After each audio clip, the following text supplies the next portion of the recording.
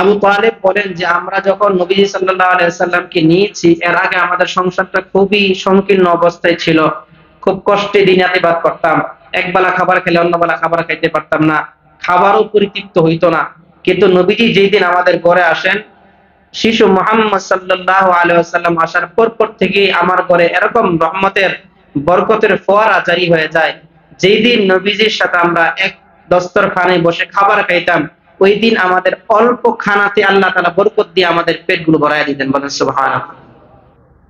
মুহতারাম হাজিরিন, আল্লাহ রাসূল সাল্লাল্লাহু আলাইহি ওয়াসাল্লাম এর বয়স যখন 9 বছর,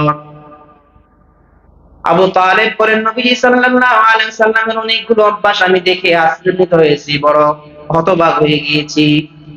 এক নম্বর হল নবীজি যখন খাবার খাইতে বসতেন, আবু তালেব বলেন আমি যখন আমার সন্তান আলী রাদিয়াল্লাহু তাআলা অনেক সাহাবী, আলী রাদিয়াল্লাহু তাআলা ছোট ছিলেন, এরপর অনেকে যারা ছিল, নবীজি সাল্লাল্লাহু আলাইহি ওয়াসাল্লামের চাচাতো ভাই যারা ছিলেন সবাইকে নিয়ে, বাচ্চাদেরকে নিয়ে একটা প্লেট আমরা খাবার দিতাম।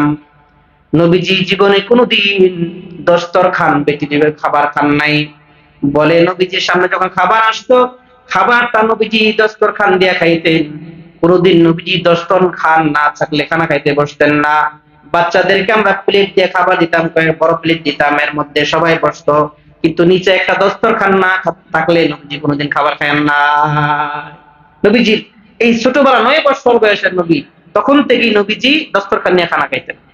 কেন? হাদিসে মুহাদ্দিসিনে কারাম ব্যাখ্যা বলেছেন যে নবীজি এই জন্যই কাজটা করেছেন যে মানুষ যখন খাবার খায়, আল্লাহ তাআলা যত খাবার আছেন সমস্ত খাবারের মধ্যে আল্লাহ তাআলা বিশেষ একটা বরকত রেখে দিয়েছেন। কিছু কিছু খাবারের মধ্যে আল্লাহ তাআলা বরকত, সব খাবার না, কিছু কিছু খাবারে বরকত রাখেন, কিছু খাবারে শেফা রাখেন, কিছু খাবার আল্লাহ তাআলা আপনার জন্য স্বাস্থ্যকর রাখেন, সমস্ত খাবারে স্বাস্থ্যকর থাকে না। এখন আপনি এক প্লেট খাবার নিয়ে বসছেন, খাবারটা খাবেন, শয়তান কি করে? শয়তান তো দেখে যে কোন খাবারের মধ্যে বরকত আছে সেটা বুঝে, যার কারণে সে করে কি, ভালো যে খাবারটা আছে এটা আপনার প্লেট থেকে ফালাইয়া দেয়।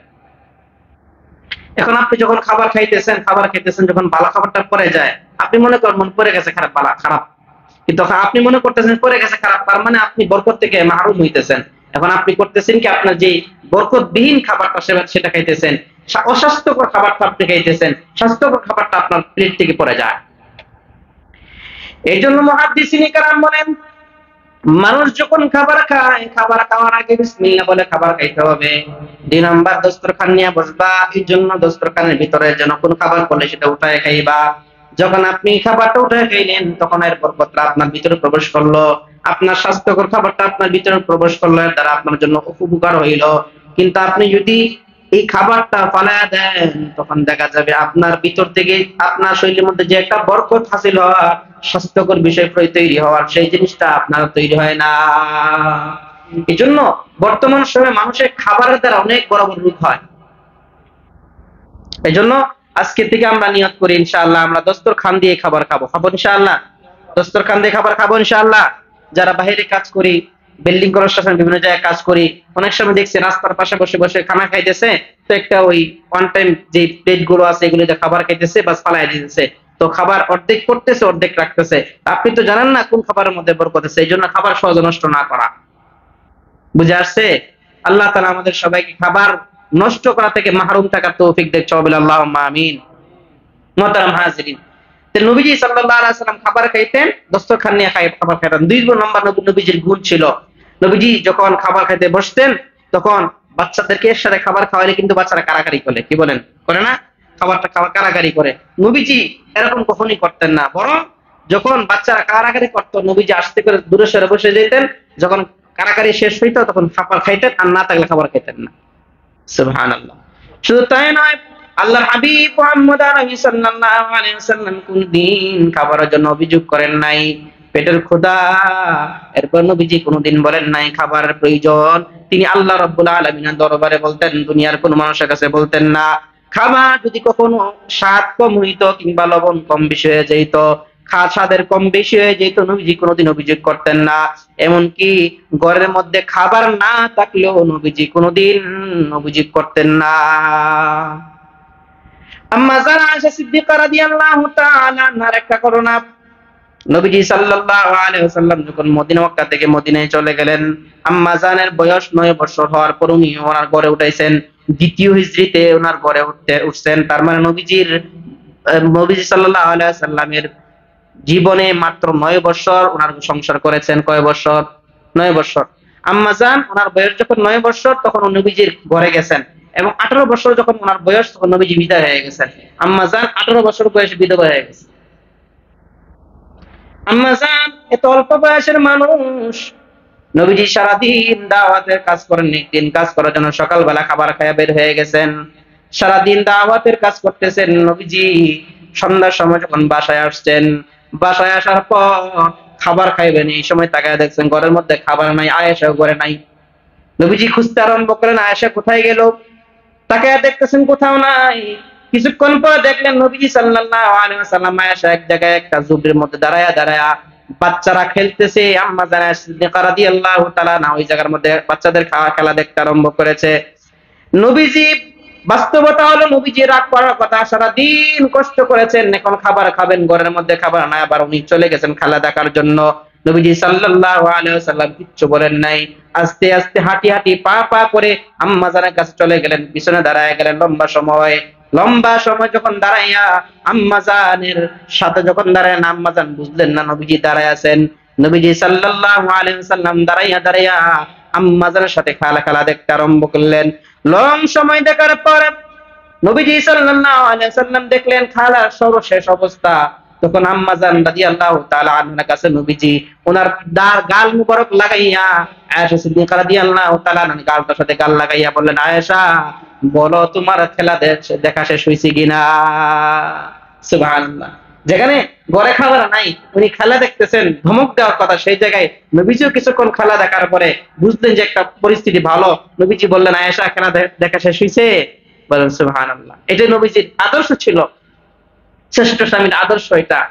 নবীজি সাল্লাল্লাহু আলাইহি ওয়াসাল্লাম যখন আয়েশা সিদ্দিকা রাদিয়াল্লাহু তাআলা আনহাকে এই কথা বললেন, আয়েশা সিদ্দিকা রাদিয়াল্লাহু তাআলা আনহা চলে গেলেন ঘরের মধ্যে গিয়া তাড়াতাড়ি রান্না বসাইলেন। নবীজি রাগ করেন নাই, ঘরের মধ্যে এসে আবার আয়েশাকে বলে, আয়েশা তুমি মনে হয় ক্লান্ত হয়ে গিয়েছো, কষ্ট হইতেছে, যাও তুমি অর্ধেক করো আমি অর্ধেক করি, তুমি কুইটা দাও আমি চুলার মধ্যে বসি। অর্থাৎ নবীজি কাজটাকে 2 ভাগ করে স্বামী স্ত্রী সুন্দর করে রান্না বাড়ি করে খাইছেন। সুবহানাল্লাহ। এই ছিল নবীজির সাংসারিক জীবনের আদর্শ। তো নবীজি কোনদিন খাবার কোনদিন কি করেন নাই, অভিযোগ করতেন না।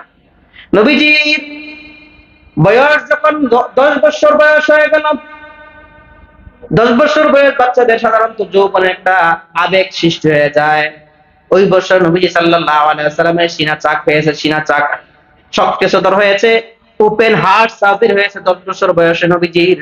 ওই বছর নবীজি সাল্লাল্লাহু আলাইহি ওয়াসাল্লাম একদিন ওনার বন্ধুদেরকে নিয়ে ছাগল চড়াইতে গেছেন। পাশাপাশি বন্ধুরা বলল, বন্ধু আজকে তো সারা রাত আমাদের জেগে থাকতে হবে, একটা কাজ করি। বলে কি? বলে ছাগলও আমরা পাহারা দিব, এবং পাশাপাশি পাশে একটা বিয়ে হইতেছে, বিয়ে অনুষ্ঠান, ওখানে মধ্যে গান বাদ্য হয়, চলো ওখানে চলে যায়। নবীজি বললেন, যেহেতু সে বলছে, নবীজি জানতেন না কি হয়, নবীজি চলে গেলেন। 10 বছর বয়সের নবীজি সাল্লাল্লাহু আলাইহি ওয়াসাল্লাম যখন ওখানে গেলেন, তাকে দেখতেছেন ওখানের মধ্যে গান শুরু হয়ে যাবে কিছুক্ষণ পর। নবীজি বললেন, আমি যখন ওখানের মধ্যে গিয়া গানের আসরে চলে গেলাম, কিছুক্ষণ পর আমার চোখের মধ্যে ঘুম আসলো। এমন ঘুম আসছে, গানের আওয়াজ আমার কান পর্যন্ত পৌঁছে নাই। সকালবেলা যখন সূর্য উঠছে, সূর্যের আলোতে আমার ঘুম ভাঙছে, এর আগে আমার ঘুম ভাঙ্গে নাই। বলেন সুবহানাল্লাহ। বয়স কত বলেন? তখন কিন্তু নবীজি বালেগ হন নাই। এর আগে আল্লাহ তাআলা কিভাবে হেফাজত করছেন। আরেকটা হলো নবীজি সাল্লাল্লাহু আলাইহি ওয়াসাল্লামের 10 কিংবা 11 বছর বয়স, কাবা শরীফের কিছু জায়গা ভেঙে গিয়েছিল, এটাকে পুনর্নির্মাণ করার জন্য কুরাইশরা চেষ্টা করলো। সবাই মিলে ওই কাবা শরীফকে বানানোর জন্য পাথরগুলো কুড়ায় করে ওই কাবার সামনে আনতেছিল। নবীজি সাল্লাল্লাহু আলাইহি ওয়াসাল্লাম ওখানে গেলেন। আব্বাস রাদিয়াল্লাহু তাআলা আনহু বলেন, আমি নবীজির কাছে গিয়ে বললাম, আব্বা জান আপনি একটা কাজ করেন, আপনি আপনার নিজের লুঙ্গিটা বা নিজের কাপড়টা যেটা পরে দেন আছেন, আপনি এটা খুইলা আপনি মাথার মধ্যে বাইয়ে দেন, তারপরে পাথরটা কষ্ট হবে না।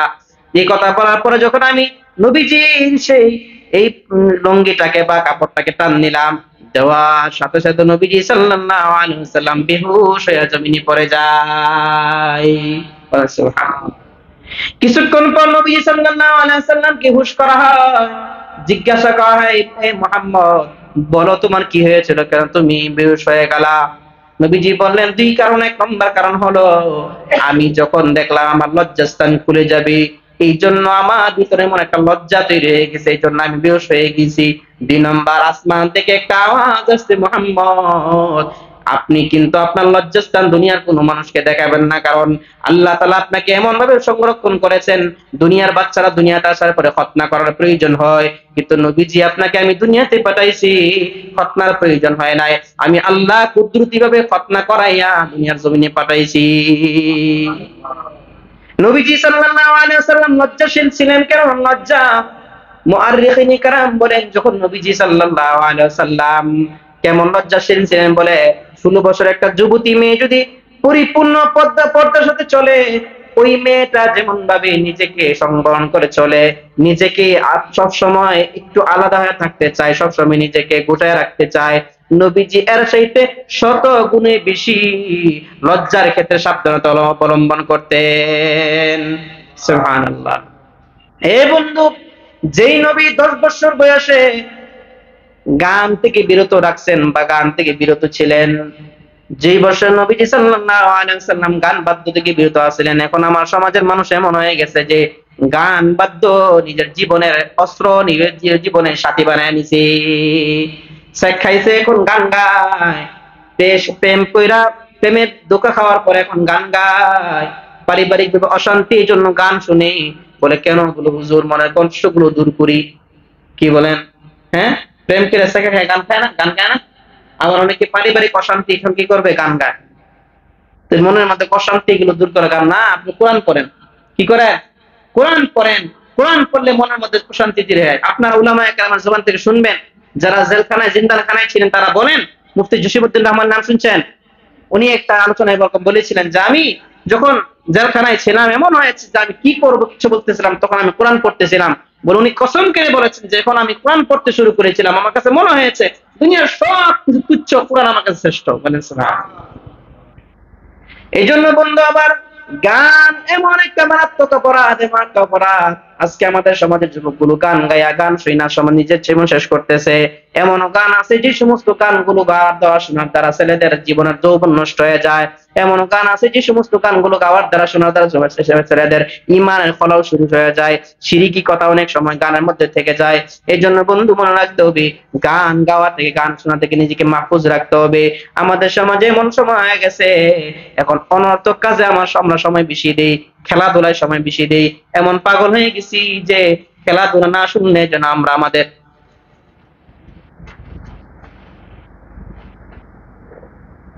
খেলাধুলা না দেখলে মনে হয় আমাদের সমাজের সন্তানগুলো ডিউটি বাদ দিয়ে খেলা দেখে।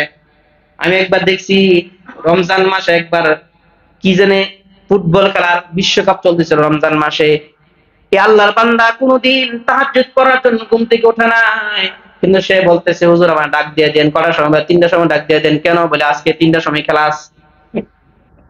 আমি বললাম ভাই কোনদিন তাহাজ্জুদ করছেন নি? কোন পড়ি নাই। আমি বললাম কি করবেন? বলে এই খেলাটা আমার দেখতেই হবে, ইম্পর্টেন্ট খেলা।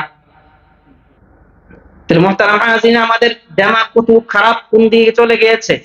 বর্তমান বিশ্বের মধ্যে বুঝার চেষ্টা করুন, বর্তমান বিশ্বের মধ্যে সবচেয়ে পরমাণু শক্তি যাদের আছে, যাদের সবচেয়ে বেশি, যারা মুরল, বিশ্ব মুরল, তাদের কোনো খেলার টিম আছে? চীন খেলার টিম আছে, আমেরিকার টিম আছে। আমাদের বাংলাদেশের যারা আছি, খেলা দিয়ে আমরা এই পরিমাণ আগাইছি, মনে হয়েছে একজন বলতেছে হুজুর আপনি কি জানেন মিয়া, সারা বিশ্বে সাকিবুল হাসানরা চিনে, আপনি আপনার কজন চিনে? আপনি চিনে কি লাভটা হয়েছে? আপনি আমাকে বলেন। কোন লাভ হয়েছে? দেশের কোন উপকার হয়েছে? মুহতারাম হাজিরিন, লক্ষ লক্ষ টাকা এই খাতে খরচ হচ্ছে, অথচ কত মানুষ না খায় মরতেছে আমাদের বাংলাদেশে। চাকরি নাই, কত যুবক রাস্তা রাস্তায় ঘুরতেছে, চিন্তাই হইতেছে, চুরি হইতেছে এই কারণে। এই জন্য বন্ধু আমার, খেলা আমি নিষেধ করি না, আপনার স্বাস্থ্যের জন্য খেলবেন, কিন্তু জুয়া মার্কা খেলা যেগুলো আছে, যেগুলো হারাম খেলা, এই সমস্ত খেলাগুলো সবগুলো হারাম, দেখাও হারাম, এগুলো খেলাও হারাম, সবগুলো হারাম। আপনি কেন খেলবেন?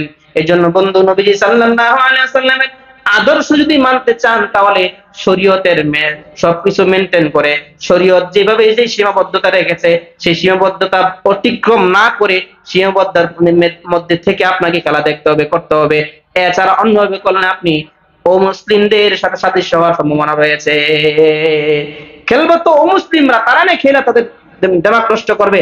আমার দেমাগ এতই খারাপ হয়ে গেল যে আমাদের কোন কাজের জন্য আমরা ব্যবহার করি না, খেলা দেখার জন্য আমরা ব্যবহার করি, ডিউটি বাদ দিয়া, কাজ বাদ দিয়ে আমরা খেলা দেখি। এই জন্য বন্ধু, নবীজি সাল্লাল্লাহু আলাইহি ওয়াসাল্লাম 10 বছর বয়সের নবী, এটা আমাদের জন্য একটা বড় আদর্শ। নবীজি কোনোদিন খেলা দেখেন নাই, খেলা খেলেন নাই কোনোদিন। 2 নম্বর, নবীজি সাল্লাল্লাহু আলাইহি ওয়াসাল্লাম কোনোদিন গান শুনেন নাই। 3 নম্বর, নবীজি সাল্লাল্লাহু আলাইহি ওয়াসাল্লাম আল্লাহ রাব্বুল আলামিনের পক্ষ থেকে সমস্ত গুনাহ থেকে মাহফুজ থাকছেন। মুহাদ্দিসিনে কারাম বলেন কেমনে মাহফুজ থাকছেন? সমস্ত নবীরা কি মাসুম? বলেন কি মাসুম? সমস্ত নবীদেরকে আল্লাহ তাআলা গুনাহ থেকে বাঁচায় রাখছেন। কেমনে বাঁচায় রাখছেন? মুহাদ্দিসিনে কেরাম বড় সুন্দর একটা উদাহরণ দিয়েছেন। কেমন উদাহরণ বলে? আপনি যদি দেখেন একটা খাল, পানির স্রোত যেখানে চলতেছে, নদী, পানির স্রোতের মধ্যে যদি আপনি একটা শুকনা পাতা ছাড়েন, পাতাটা কি ভেসে যাবে নাকি নিচে নেমে যাবে? বলেন ভেসে যাবে।